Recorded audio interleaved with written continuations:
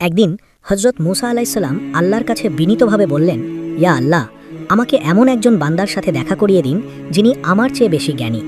আল্লাহ তাকে খিজির আলাইসাল্লামের কাছে পাঠিয়ে দিলেন। খিজির আলাইসাল্লাম তাকে স্পষ্ট করে বলে দিলেন, হে মুসা, যদি তুমি আমার সাথে চলতে চাও তাহলে কোনো কিছু দেখে আমাকে প্রশ্ন করবে না, যতক্ষণ না আমি নিজে তোমাকে তার তাৎপর্য বলি। মুসা প্রতিশ্রুতি দিলেন, ইনশাআল্লাহ আমি ধৈর্য ধরব।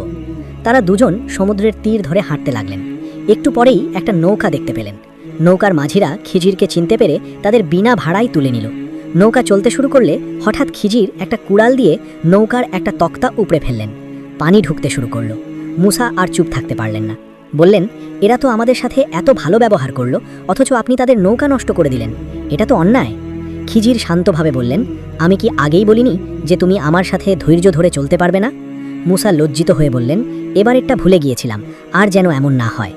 কিছু দূর হাঁটার পর তারা একদল শিশুকে খেলতে দেখলেন।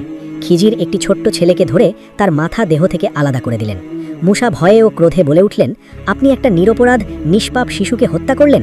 সে তো কারো কোনো ক্ষতি করেনি। আপনি নিশ্চয়ই ভয়ানক অন্যায় করে ফেলেছেন। খিজির আবার বললেন, আমি কি তোমাকে বলিনি তুমি ধৈর্য ধরতে পারবে না? মুসা এবার ক্ষমা চেয়ে বললেন, এরপর যদি আরেকবার প্রশ্ন করি তাহলে আপনি আমাকে আর সাথে রাখবেন না। অবশেষে তারা একটা জনবসতিতে পৌঁছলেন। ক্ষুধার্ত অবস্থায় খাবার চাইলেন, কিন্তু গ্রামের লোকেরা তাদের মেহমানদারি করতে একদম অস্বীকার করল। সেখানে একটা পুরনো দেয়াল দেখতে পেলেন যা পড়ে যাওয়ার উপক্রম হয়েছিল। খিজির নিজ হাতে দেয়ালটি মেরামত করে সোজা করে দিলেন। মুসা আর থাকতে পারলেন না। বললেন, এই লোকেরা আমাদের খাবার পর্যন্ত দেয়নি, আর আপনি তাদের জন্য বিনামূল্যে কাজ করে দিলেন। চাইলে অন্তত মজুরি নিতে পারতেন। খিজির তখন বললেন, এখানেই আমাদের বিচ্ছেদ। এবার শোনো, তুমি যে 3টি ঘটনায় ধৈর্য ধরতে পারোনি তার আসল কারণ। প্রথম নৌকাটি ছিল কয়েকজন গরিব মানুষের। তারা নৌকা দিয়ে জীবিকা নির্বাহ করত। সামনে এক জালিম বাদশার এলাকা ছিল যে প্রত্যেক ভালো নৌকা জোর করে কেড়ে নিত। আমি নৌকাটিকে একটু ক্ষতিগ্রস্ত করে দিলাম যাতে বাদশা এটাকে না নেয়। পরে তারা সারিয়ে নিয়ে আবার চালাতে পারবে।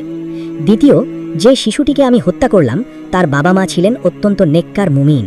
আমি আশঙ্কা করলাম ছেলেটি বড় হয়ে তার নাফরমানি ও অবাধ্যতার কারণে বাবা মাকে চরম কষ্ট দেবে এবং দিন থেকে বিচ্যুত হবে। আল্লাহ তাদের জন্য এর চেয়ে অনেক বেশি সৎ, দয়ালু ও অনুগত সন্তান দান করবেন। তৃতীয়, সেই দেয়ালের নিচে 2 অথিম ভাইয়ের বিপুল সম্পদ লুকানো ছিল। তাদের বাবা ছিলেন অত্যন্ত নেককার ব্যক্তি। দেয়াল পড়ে গেলে লোকজন সম্পদ আত্মসাৎ করে নিত। আমি দেয়াল মেরামত করে তাদের সম্পদ রক্ষা করলাম। যখন তারা বড় হবে আল্লাহর ইচ্ছায় সম্পদ উদ্ধার করবে। সবকিছুই আল্লাহর হুকুম ও জ্ঞান অনুসারে হয়েছে। আমি নিজে থেকে কিছুই করিনি।